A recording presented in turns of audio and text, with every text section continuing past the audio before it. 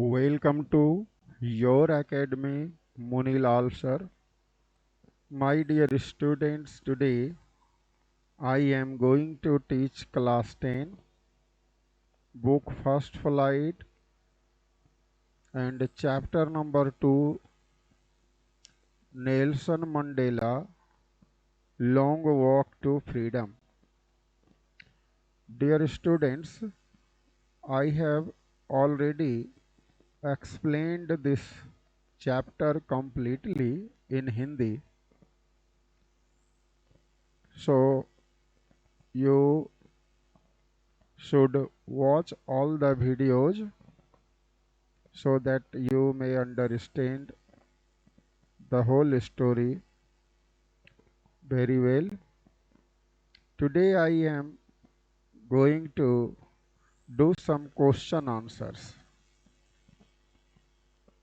So dear students, you can see here I have taken oral comprehension check questions, and altogether I have taken 5 questions today. Question number 1 is, where did the ceremonies take place? Can you name any public buildings in India that are made of sandstones?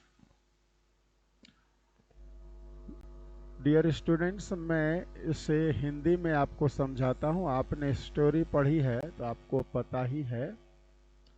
देखिए यहाँ पूछा क्या कि ceremony यानी जो inauguration ceremony हुआ था, ठीक है, साउथ अफ्रीका का जो फर्स्ट इंडिपेंडेंस डे का इनॉग्रेशन सेरेमनी हुआ तो वह कहाँ हुआ, ये पूछा गया। और उसी का दूसरा पार्ट है यहाँ पर कि आपको पूछ रहा है कि can you name any public buildings, कोई ऐसे पब्लिक बिल्डिंग्स का नाम आप बता सकते हैं भारत में जो सैंडस्टोन्स के बने हों। तो अब देखिए आंसर, सबसे पहले सेरेमनी कहाँ हुआ, तो लिखेंगे the ceremonies took place in the lovely sandstone amphitheater formed by the Union Buildings in Pretoria। ये फर्स्ट पार्ट का आंसर हो गया, यानी सेरेमनी कहाँ हुआ था, तो एक खूबसूरत सा सैंडस्टोन थिएटर था, बल्कि एम्पी थिएटर था, जिसको यूनियन बिल्डिंग्स के द्वारा प्रिटोरिया में बनवाया गया था। अब यहाँ पर पूछ रहा है भारत के कुछ ऐसे बिल्डिंग्स जो सैंड स्टोन से बने हैं। तो सैंड स्टोन से बहुत सारे बिल्डिंग्स हैं इंडिया में, लेकिन जो सबसे फेमस हैं वे हैं रेड फोर्ट और द प्रेसिडेंट हाउस यानी लाल किला और राष्ट्रपति भवन, ये दो फेमस हैं। इसके अलावा और भी है, आगरा में फतेहपुर सीकरी भी इसी का एक एग्जाम्पल है। चलिए उसके बाद क्वेश्चन नंबर 2, कैन यू से how 10th May is an autumn day in south Africa. ये आपका जीके से रिलेटेड है, ज्योग्राफी से रिलेटेड। यदि आप ज्योग्राफी पढ़ते हैं तो आपको पता होगा कि साउथ अफ्रीका जो है सदर्न हेमिस्फेयर में पड़ता है, ठीक है, इसलिए मई में क्या होगा, वहाँ ऑटम सीजन होगा। तो वही लिखा गया है, yes it is because south Africa lies in the southern hemisphere, ठीक है, सदर्न हेमिस्फेयर में होने के कारण 10th मई जो है वह ऑटम डे हो सकता है। क्वेश्चन नंबर 3 है, dear students, at the beginning of his speech, यानी जब मंडेला अपना स्पीच स्टार्ट करते हैं तो बिगिनिंग में, स्टार्टिंग में यानी शुरुआत में आरंभ में क्या कहते हैं, मंडेला मेंशंस, मंडेला जिक्र करते हैं N extraordinary human disaster, यानी मंडेला एक असाधारण मानवीय त्रासदी का जिक्र करते हैं। तो what does he mean by this. और पार्ट 2 में है what is the glorious human achievement, यानी गौरवशाली मानवीय उपलब्धि क्या है। He speaks at the end, जो कि वे अंत में बोलते हैं, यानी अपने भाषण के अंत में। तो सबसे पहले इसका जवाब देना है, N extraordinary human disaster, एक असाधारण मानवीय त्रासदी से मंडेला का क्या मतलब।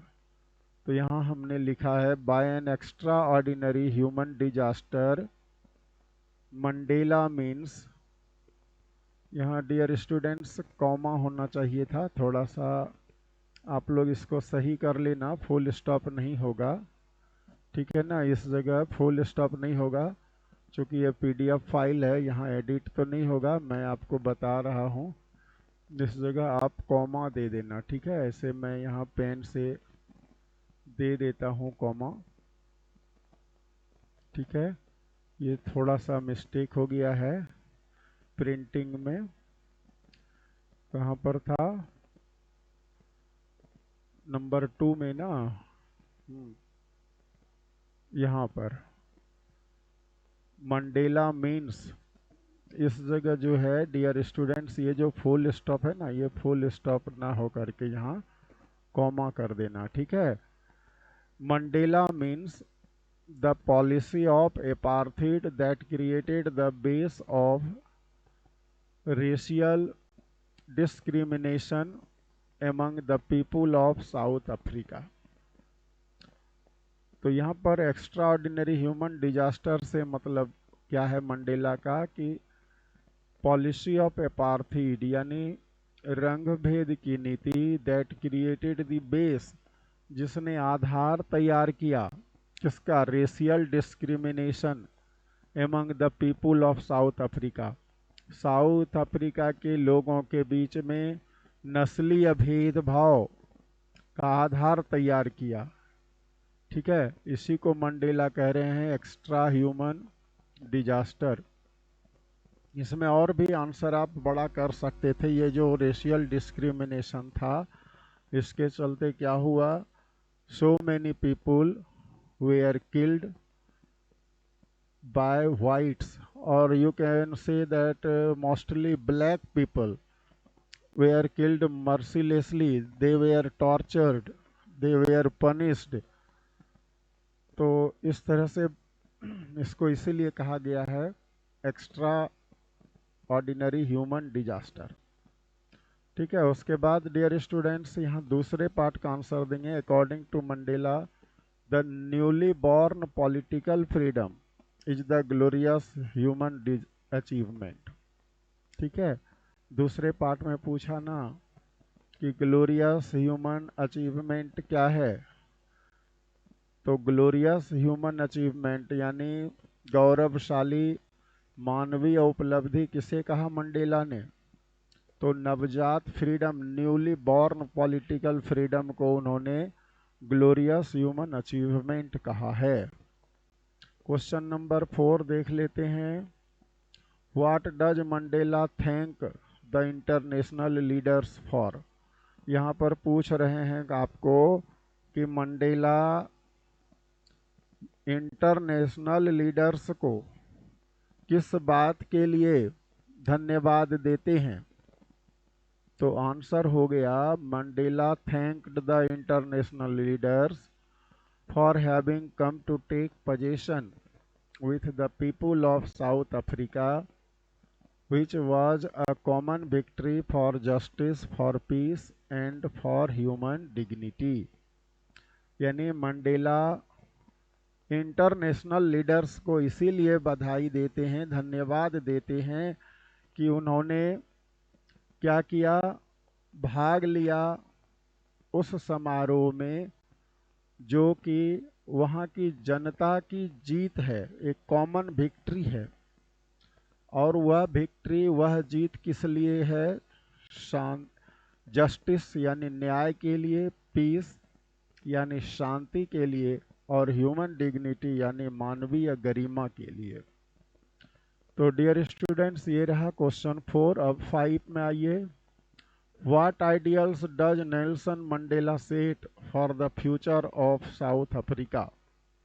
यानी साउथ अफ्रीका के भविष्य के लिए नेल्सन मंडेला क्या आदर्श सेट करते हैं?